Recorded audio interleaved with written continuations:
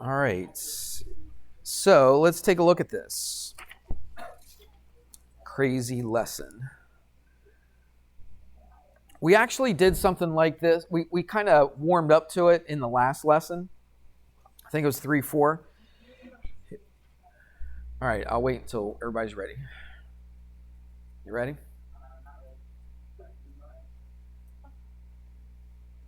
Okay. Good thing this mic doesn't pick you up. All right, so they start off right with an example. I'm going to write some stuff down. You might not understand what a lot of it means, but as we get going and we start doing this, it's basically graphing with a little bit of algebra. It's really not a whole lot different than stuff that we've done before. But the wording of the problem is a little bit crazy. I'm not going to write down like every single word. It's in the book, all right? You can look it up just because it just takes too long to write all that stuff down. That's the only reason I'm not writing it. All right, so it says, example 1. I will write that down. All right, so, oops, maybe I won't. Let's change this. I always forget to do that. All right, let's try it again. Example 1. All right, here we go. I'm going to read off a bunch. I'll write down some important parts to it. All right, but you can read in the book if you need to, if you want to remember how it's worded. So it says, find the ordered pairs. All right, so that's what we're looking for ordered pairs, some points. Now, here's a couple words that we really haven't talked about, but I'll show you how it works here. That will maximize and minimize, now here's another word, the objective function. Not really sure. I probably should have looked it up. Why they use that word objective function, I don't know. It probably talks about it in the book. I probably just didn't see it. But we're going to find ordered pairs that maximize and minimize the objective function, and they give you the function, and here it is. So it's z. Actually, you have 3 variables, but it's not going to be a three-dimensional thing. All right. So here's your function, and it says under the given constraints. All right, what does that mean? Okay, the constraints means we have restrictions, okay? We can only pick certain points, all right? You can't pick every single point for x, and you can't pick every single point for y, so they give you some restrictions. And here are your restrictions. It says that x has to be between, and that's how we show between, or equal to, right, 0 and 4. So I can pick any x between 0 and 4. We'll talk about that in a second. And then y is going to be between, or it could equal 0 and 2. So anything between 0 and 2 and including 0 and 2. All right, that's what the y can be. And then you got another restriction, this third restriction. You're restricted with this. All right, so there's your 3 restrictions. There's your first one, your second one, and your third one. All right?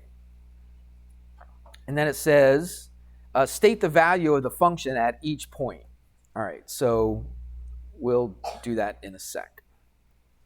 Well, after we finish graphing everything. So what we're going to do is we are going to graph everything that is restricted by all this stuff right here. I'll show you in a second. Let's do one thing first. I don't like x plus y, so I usually like y by itself. So how do I get rid of that? Or how do you get y by itself? Subtract what? Subtract x from both sides, okay? So we just keep that inequality the same, so negative x plus 5. So what we're going to basically do is just graph these 3 things. Everybody see that?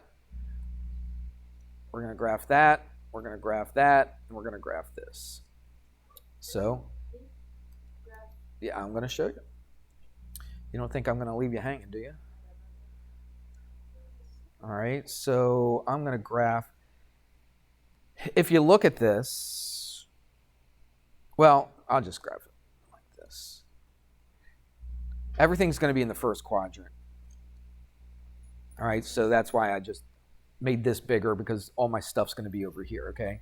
So I don't need all that. Let's graph this one. This one looks a little more familiar to us, doesn't it? So let's graph that. So let's put some numbers in here first. So what did I go to? 5. So 1, 2, 3, 4, 5. And 1, 2, 3, 4, 5. Yeah, that's pretty close. Not exactly, but it's close enough. All right, so how do we graph that? Let's put this in a different color. Y-intercept is 5.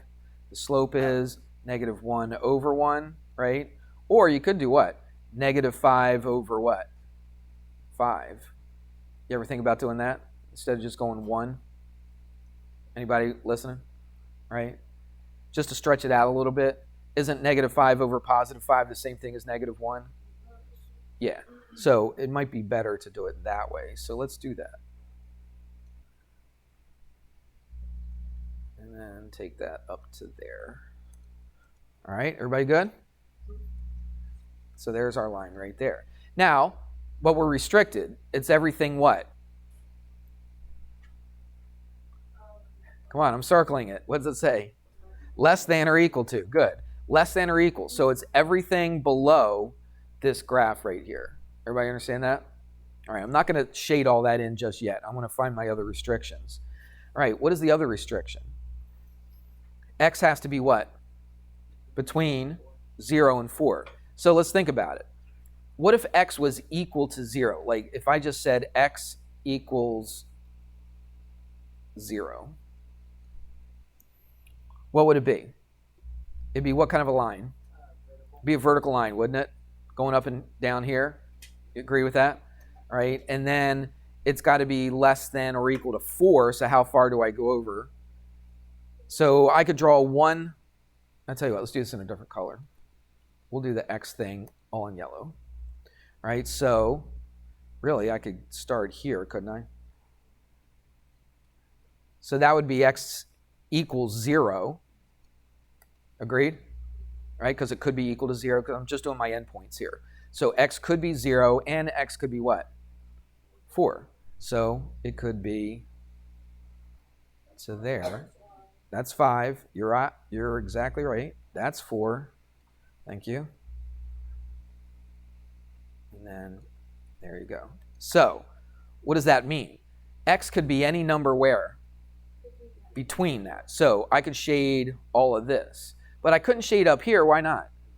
Because I got to be below the red line. Okay? So far, without doing this one, it's everything shaded in that triangle right there, all the way to here. Well, actually, to here, isn't it? Okay, everybody with me on that? All right, let's do the next part. Let's do that in a different color. Let's go blue or green. Where'd my blue go? I must have moved it. Usually I have it up there at the top. All right, let's use that blue, light blue. All right, so what is this? So what kind of a line is Y? It's a horizontal line, okay? So we would have a horizontal line right here, correct? Yeah. You can kind of see it. And then a horizontal line where? Going through the 2. 1, 2. So let's see if we can get it. Yep, that's pretty good right there. All right, so, let's do a different color. We'll go purple. It's kind of like the combination of all those, right? Are we going to have to graph this on our homework? Yeah, I'm graphing it now. But we're going to do more stuff with it. We're not just going to do that. We're going to do some more stuff with it. But let's shade in. Everybody, watch. Let's shade in everything that's that we're told. So what do we got to do? We got to be below the red line. So it's everything below that, right?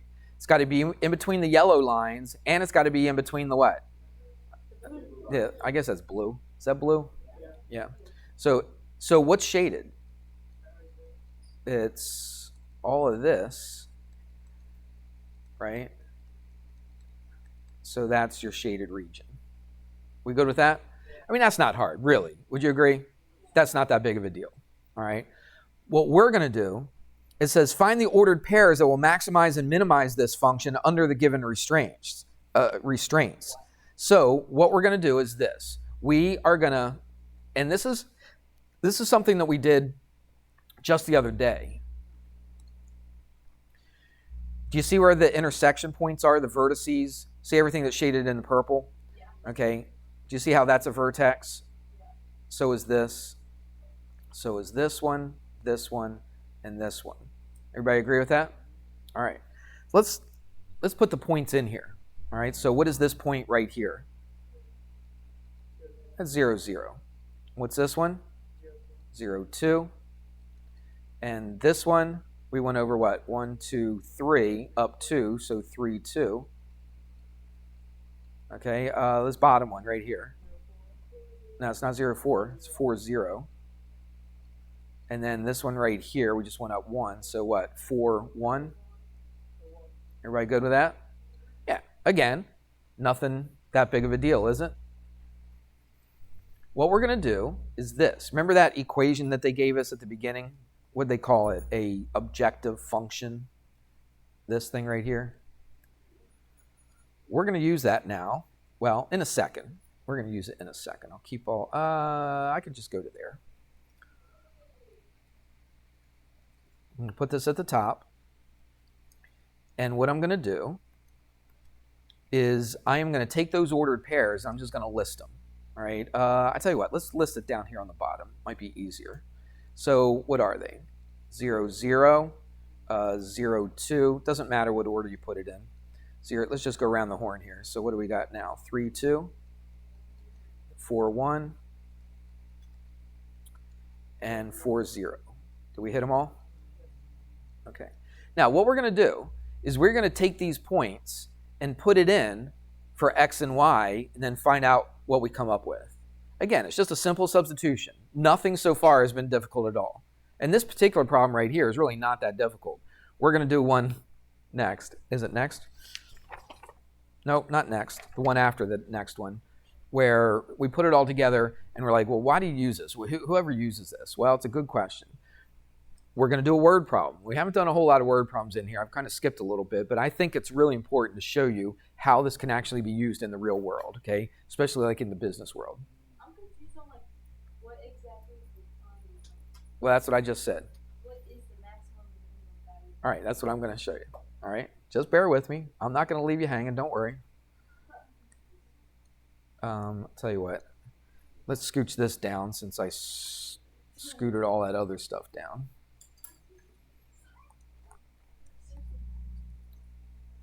All right, here we go. So the key to this graphing was just to get these points. All right, now once we got the points, we're going to see which ones, if I'm going to put this x and y in there, and then I'm going to get a value for at each one of those points, okay? And then I'm going to look to see which one is the biggest number. What would that be? Finding the what? Maximum. And then I'd find the what? The smaller one, which would be the minimum, okay? So I'm going to put these numbers 0, 0 in for this and see what I get. Then I'm going to compare all the numbers, right? I'm going to look to see which one is the biggest number, which one is the smallest number, and then that's it. That's all they're asking you. Okay, the biggest number will be the maximum, the smallest number will be the minimum. Yeah, we're just solving for z and just finding out what it's going to be. It actually is simple. It looks complicated at first, but it's really not hard at all. Okay, put a 0, 0 in for this. 3 times 0 is 0. 5, that's 0. So that's just 0. Would you agree? I don't even have to show the work on that. Probably don't have to either on this one, do we? 3 times 0 is 0 plus 5 times 2 is 10.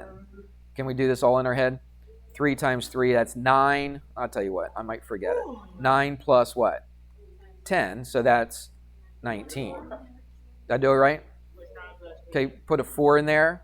3 times 4 is 12, plus 5 times 1 is 5, and that's 17. Put a 4 in for x, that's 12, plus what? 0 is just 12. So here's my numbers. I'm comparing 0, 10, 19, 17, and 12. Which one is the smallest one? 0. So the minimum is what? Is 0. Okay, and what's the maximum? And that's 19. And that's what they're asking for. Pretty easy, isn't it? Yeah. All right. You just got to know how to shade in, right? That's why we did that less than, equal than, that inequality stuff in the shading, so that we could do something like this. All right? Everybody good with that? All right, that's a good start. But you know what's going to happen, right? It's going to be a little tougher. So here's another one. How does it get tougher? Well, it's not very hard to begin with, so it could easily get a lot tougher. All right, let's take a look at this one. Same kind of problem. There's really not much difference to this, except except your restrictions, or what did they call it? They didn't call it restrictions. I called it a restriction. What did they call it? A boundary or a constraint. A constraint is what they call it. You ever hear that word? It's constrained. It's bounded by. Okay. So here's another one. This time they don't write z equals. They write f of. You'd think it would just be f of x. But I got two things in there. I got an x and a y in there. So I'm not just going to say f of x equals. I'm going to say f of xy equals. It's kind of like z, yeah. But the reason they do that is because it kind of tells you in here that you're going to have an x and a y as variables in your equation, okay? All right, so there it is right there. There's your equation. And here are your constraints or your boundaries or your restrictions, however you want to say it. The book says constraints. So x is greater than or equal to 0. Y is greater than or equal to 2. X plus y is greater than or equal to 4. And they give you another one. They give you 4 of them. 3x plus y is greater than or equal to 6. By the way, the greater than or equal to means they're all what kind of lines? Straight? No, stay here. All right, so there we go. Now we are ready to graph. Well, actually, let's do this first. Let's get y by itself here and here.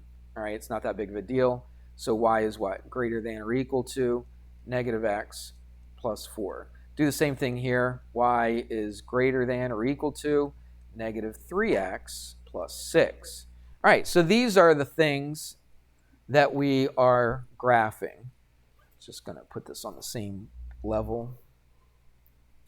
All right, so we're going to graph this, this, this, and this. All right.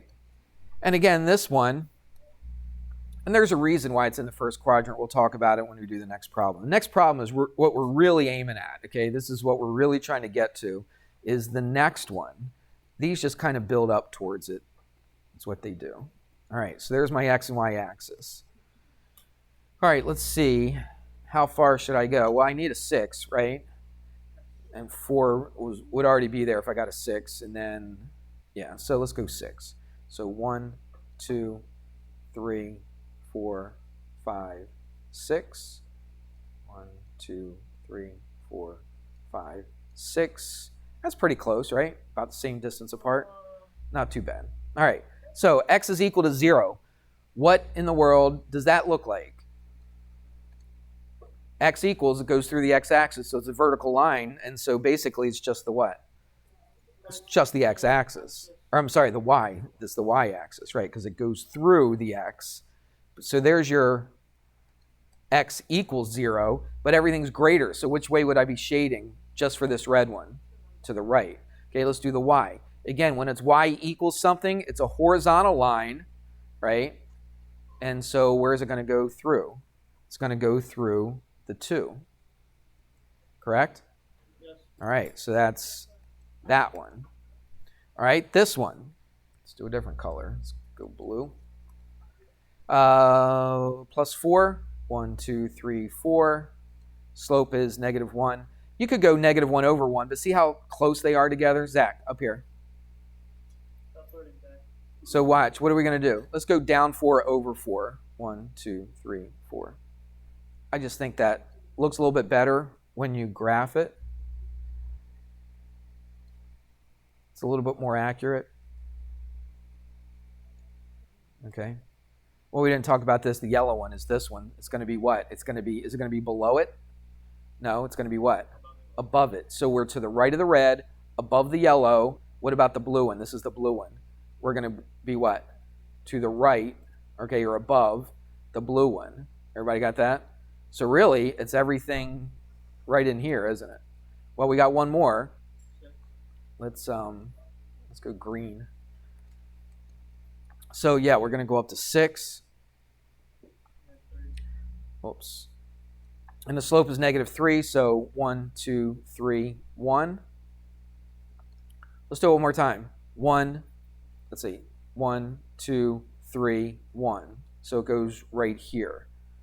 So you know exactly where it crosses the x-axis. Everybody got that? So there's that one. And there's our line right there. Okay. So now let's use that purple again. I like that color. Which one did I use? I think you used that one. Okay. So where are we shading? Well, everything to the right of the red, everything's greater than, right? So it's to the right of the red, above the green, above the blue, above the yellow. So where is our shading taking place? Everything to here and so on. All this. Okay? So there's your graph. All right, that's everything that's shaded. And what are we concerned about, though? The minimum and the maximum. So I need my vertices, don't I? All right. So you've got some vertices in here, but there's only 3 that you really need to know. Right? Just for the part that's shaded. Right? What's our vertices? That one. Where else? This one. Is that 1, 1? Is it? Okay. All right. And what's our other one? Do we use this one down here? Do we use this one down here? No, we use that one right there, okay? We use the vertices that make up that shape that we shaded. Okay, everybody hear that? All right, so whatever the vertices are that make up the shape. Now, this keeps on going forever, right? I could keep shading forever, literally, all right? But those are the points that we want, all right? So I'll tell you what, let's write our equation, our function down first. What was it? 5x plus 2y?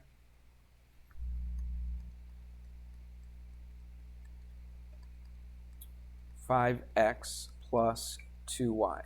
So let's write our vertices down. What?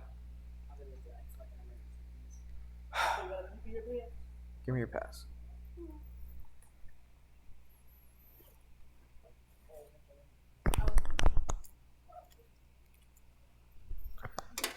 All right, so let's write them down. What's this one? That's easy to find. What is it?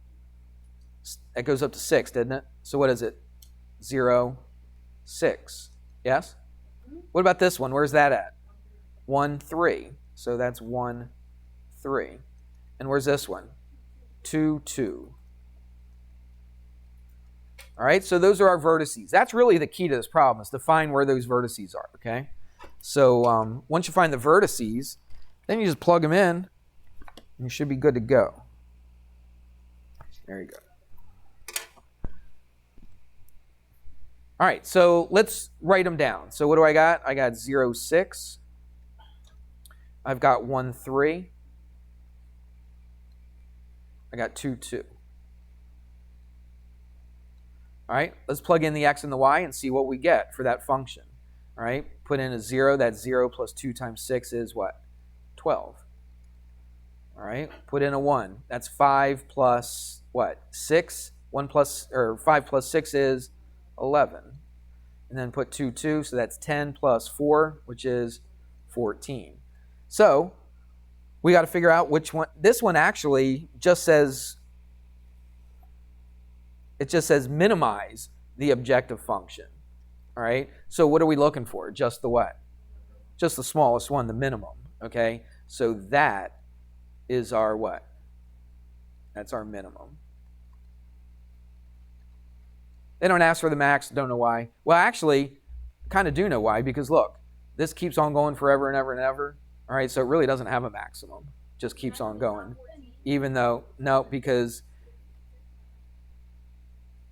just because this keeps on going forever, it's not bounded, right? It's bounded here, here, and here, but it's not bounded out there, so it only has a minimum.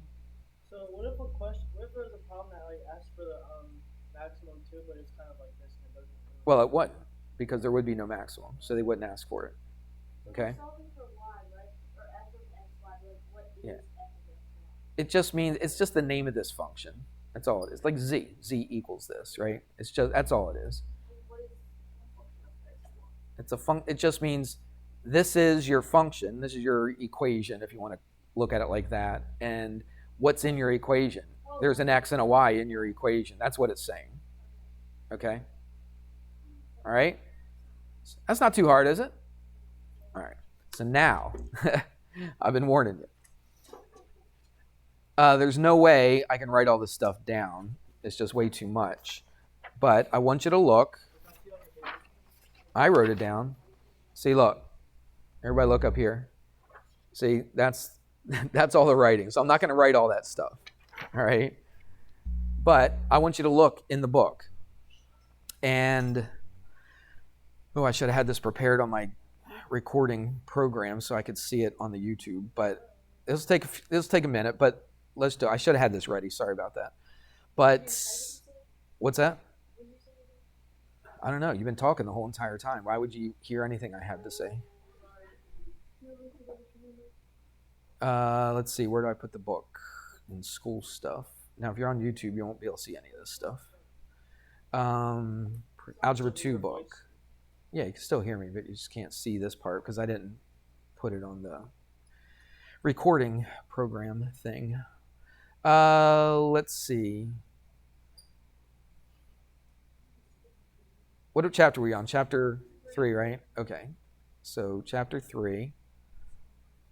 There's chapter 3. And we're on what? Section 3.5. So, I've got to scroll down quite a bit until I get to 3.5.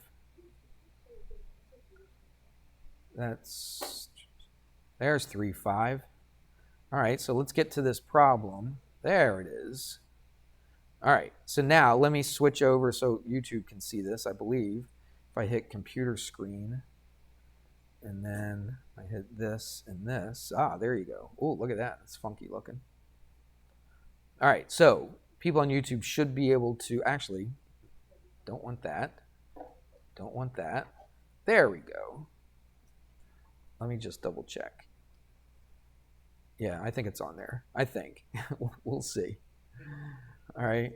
All right, so let's take a look at this. Let me enlarge it just a little bit.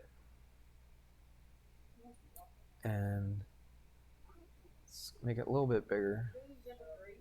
That's doing this one right here. It's right in front of you. What's wrong today, Mia? You seem very distracted. All right, here we go. Let's take a look at this. This is how we can actually use this in a real life situation. All right, I think it's kind of interesting. That's why I decided to do this. Sometimes I skip over these, but I think this one is pretty cool. It says a company wants to maximize. There's our maximum and minimum stuff, okay? Wants to maximize its profits for 2 snowboards, okay? There's 2 names. There's the Snow Pro, and then there's the Mountain Flyer. Which one do you think is the best one? I don't know. Okay, let's see. It says the company has a budget of $15,000 for labor, okay? Write that down in your notes, okay? I'll write it down as soon as I get out of this screen, but you write it down. You don't have to write down every single word. Snow Pro, we're going to call the Snow Pro X and the Mountain Flyer Y, so I don't have to write Snow Pro every single time, okay? So the Snow Pro, I'll make an X, and the Mountain Flyer, we're going to make Y. Everybody good with that? All right. It says the company has a budget of $15,000 for labor and $27,000 for the materials. Okay, so just write that down. You don't have to write down every single word. Just put 15,000 labor, 27,000 materials. All right, here's another thing you want to know. It says the materials cost $50 for each Snow Pro. All right, so what do you think you're going to do with that 50 in the Snow Pro? Remember we made Snow Pro what? X? So what do you think you're going to do with that? Divide? Like if I made 10 Snow Pros, how much would the materials cost me? $500. What'd you do? What math did you do? Multiplication. Yeah, just multiply it, okay? So I'm just getting you to think a little bit. I know I'm talking over you, but I just got to get this. So I'll write it down. Don't worry. As soon as we get through this, just so you can read it. So the materials cost $50 for each Snow Pro, and then $90 for each Mountain Flyer, right? So let's say I made 10 of them, right? It'd be 50 times 10, 90 times 10. Agreed? All right, that's what it would cost just for the materials. Then the labor cost, you got to pay for people to make them, right? So it's going to be $50 for each Snow Pro. Again, $50 times X. And then only $30, I don't know why, but $30 for the Mountain Flyer. All right, that's what it costs to make a Mountain Flyer. I guess it's easier to put together. Who knows? Don't know why. Everybody got it? if the profit for each SnowPro is $25, let me see where I did that. Yeah. If the profit, how much money you made on each SnowPro is $25. Let's say you sold 10 of them. What's your profit? Let's say you sold 10 SnowPros. What's your profit? $250, right. Again, you multiply them together, correct? All right. So, but this is how much you make. This is the profit. And then each Mountain Flyer, the Y, is $60. Well, that's pretty good, right? Because the labor was less, but the cost is more, right? The materials were more. So how does it balance out? Well, that's what we're going to see. That's what's cool about this problem is, all these numbers are floating around. How do you know how many SnowPros you should make and how many Mountain Flyers you should make in order to maximize, right, your profit? And that's what they actually ask. They say how many of each snowboard should be made to maximize profit. So I don't want to make too many of one and not enough of another one and don't make good profit. You with me on that? So I got to know which one is the best one to make, and maybe that's a combination of the two, right? You follow me on that? And so that's what we're going to do. We're going to set up what we just did earlier, but we're going to set it up with this particular problem, and we'll see what we're going to make. Did you write all those key points down? Yeah. So, there it is right there, but I'm not going to go through that. Let's do this. Let's go back to this. Oops, don't want to do that. This is what I want to do. Computer screen off. Now it's all black. Let's go back to Illustrator, and we should be good to go. Yep. I just want to make sure it's recording. Yep, okay, now we are good. All right, so let's write some stuff down. So let's see. Labor cost in there. So much make next process. All right, first of all, are we dealing with any negative numbers? No. All right, so we're not going to make negative amount of snowboards. Okay, would you agree with that? So the very first thing we're going to do, oops, didn't mean to do that. First thing we're going to do is come up with some restrictions. Well, you know what? Let's do this first. Let's find out our profit margin. That's why I use P instead of F of, right? Use P for profit, all right? So the profit for making the X board and the Y board, we'll just call it that, okay? Mountain Flyer and whatever it is. SnowPro, all right? So how do I know what my profit is? Well, I know how much I make off of snowboard X. How much did I make off of snowboard X? $25, right? So I made 25 times X. That's my profit for the first snowboard, the SnowPro, right? What's the profit for the other one, the Mountain Flyer? 60. So what would I do? I would add 60Y. Would you agree that's how I find my profit? Okay, that makes sense, doesn't it? All right, so if I sold 10 of these, it's 10 times 25. If I sold 5 of these, it's 5 times 60. Take the profit from both of them, add them up, that's my total profit, right? But I've got some restrictions, all right? What are my restrictions? Well, first of all, this is the one that's maybe not quite easy to see.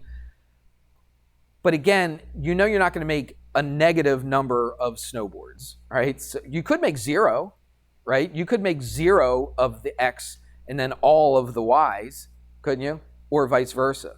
So what we're going to do is we're going to say X has to be greater than or equal to 0. We're going to do that first. All right? It's going to be one of our restrictions, right? It's going to be a vertical line that matches right up with the y-axis, all right? And then what about the y's? The y's, same thing, right? So y also has to be greater than or equal to 0. You got it? All right, now let's consider the material costs. The material costs. What were the costs of the materials? It was 50 for the first snowboard, right? For the X snowboard, and how much? 90 for the other one. Yeah? And then they also told you, what's the budget for the materials? What, you can't go over it. What's the budget for all the materials? $27,000. So how in the world do we write that then? Watch. This is how much the materials cost for the first snowboard, correct? This is how much, what is it, 90? This is how much the materials cost for the second snowboard. Now, the materials have to come in, what? Less than or equal to $27,000. Does that make sense? What about the labor? What was the labor for each? What did it cost for the labor of each snowboard? 50 for the first and 30 for the second. So how are we going to write that? 50x plus what? 30y. And what does the labor have to come in less than? It says the labor was, what is it, 15,000? Okay, so again, it's got to cost less than or equal to 15,000. So those are my constraints. So now I'm ready to do what? Graph it. Oops. Let's try this again.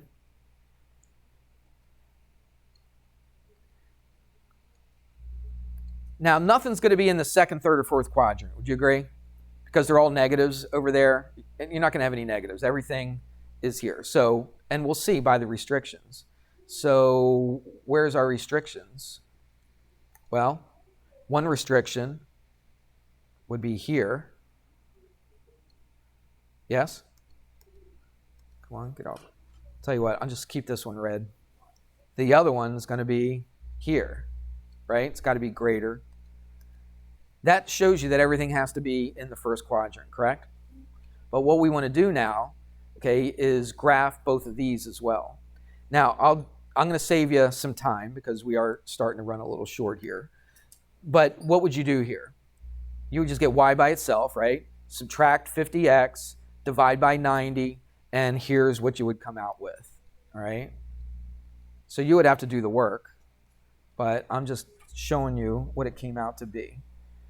Oh, you know what I did on this? You know what would be a lot easier? Because, yeah, that's right. I remember doing this and solving for y, and I thought, oh, man, that's going to be so ugly. What would be a better way to graph this? Find the x and y intercepts. Right. So to find the y-intercept, what do? You set this equal to 0. It's a lot easier because you come out with some crazy fraction-looking thing when you solve for y. It just becomes ugly. It really does. All right. So if I could read my writing here. All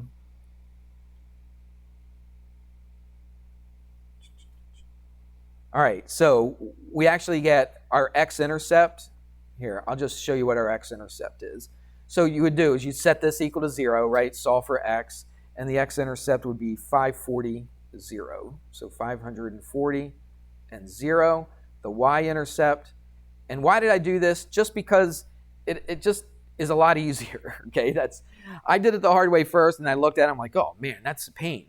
So let's do it another way, and let's do it by x and y intercepts. All right, and so the y-intercept would be 0, 300. I'm pretty sure, yes, 0. You can do the work. It's not that much work, actually, right? All you're doing is taking this divided by 50, and that's 540. Then you're taking this divided by 90, and that's 300. Okay, that's it. And then you can just plot the points. Make the line, and you're good to go. All right? So I'm going to be really rough on my sketch here. So I went by hundreds, and you might have to fill in some middle ones.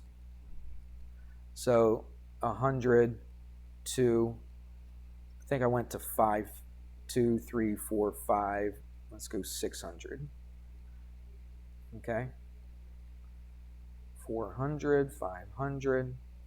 And then I did the same thing up here, but I only had to go to 500. 1, 2, 3, 4, 5. So that's 500.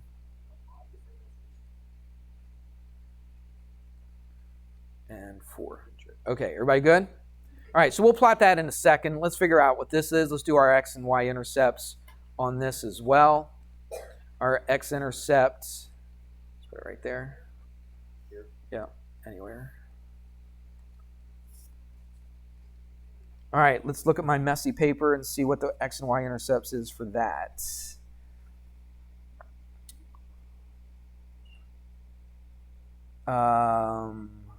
Let's see, 300 x 300 0. Is that right? And then 0 500. Good. Really, the work's really not all that difficult for this. I probably put this in my range here for my graphing, but I can get rid of it in a second. All right, so let's plot those points. So let's do this in another color. We'll do this one in yellow. So 540, 0. So there's 5, there's 40, there's 0. So put it about right there. And then 0, 300 is right there. And then, whoops, there's our graph for that one. Everybody with me? Isn't that a nice, easy way to graph? Yeah. Let's just go blue, I guess. Let's do this one, 300, 0, which would be right here.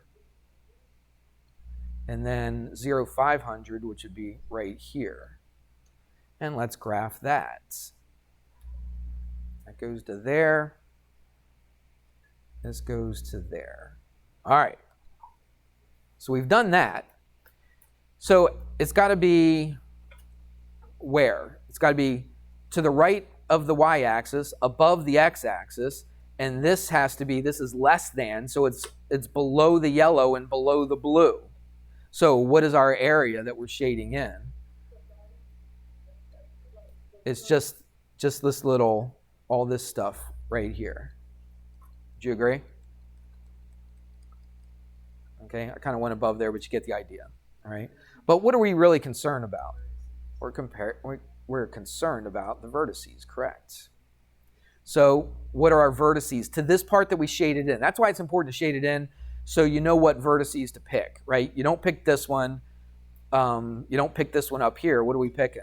That one. Oops. Let's make it white so you can actually see it. So let's pick this one, and this one, and this one too, right? 0, 0. All right, so that's what we're going to pick. Now, one of these is a little bit hard to find, all right? Like this one right here. How far over do you go? Well, did you go 200? Yeah. Looks a little short of 200, and it actually is. Now, how would you find it without just guessing where it is? How would you find that intersection between the yellow one and the blue one?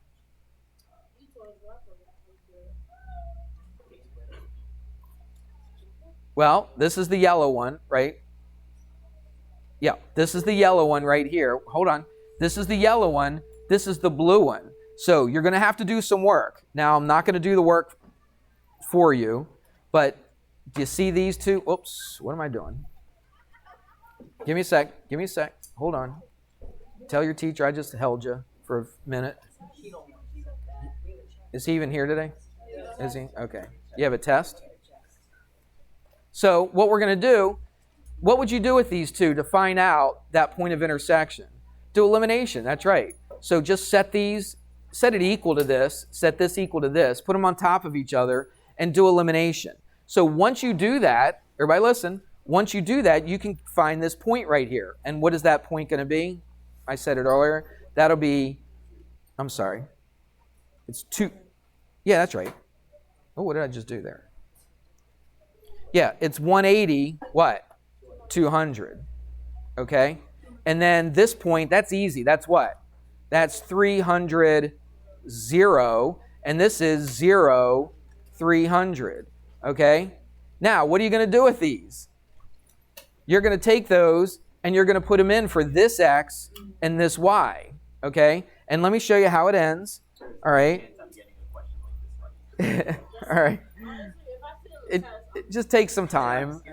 I doubt I'll give this on a test because there's too many other things you have to do. But I think it's good for us to see. Let me just show you real quick. Let me show you real quick if I can look at my answers here. So your maximum let's see, your maximum is at the 0,300, okay? So this is going to be your maximum, and your maximum actually comes out to 300, all right? So your maximum is 300.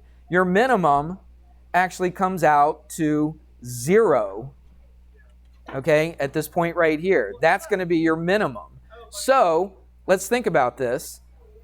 What's the maximum? Yeah, so how many are we going to do? We're going to do, and what's this point right here? It's 0,300. So we're going to have 0 snow pros. We're not going to make those, all right? It costs too much, right? The labor costs too much, right, for that. So we're not going to make any of the snow pros. We're going to make all what? The mountain flyer ones, all right? And who would have known that? It seems like maybe we should have made some of these and some of these, but really, we're not going to make any of the snow pros, right? We're going to make all mountain flyers, and we're going to make 300 mountain flyers under these constraints, all right? So now you can at least see how this is used in real world, okay? I'm sure that they have people that program this stuff. You can plug the numbers in and it'll just tell you.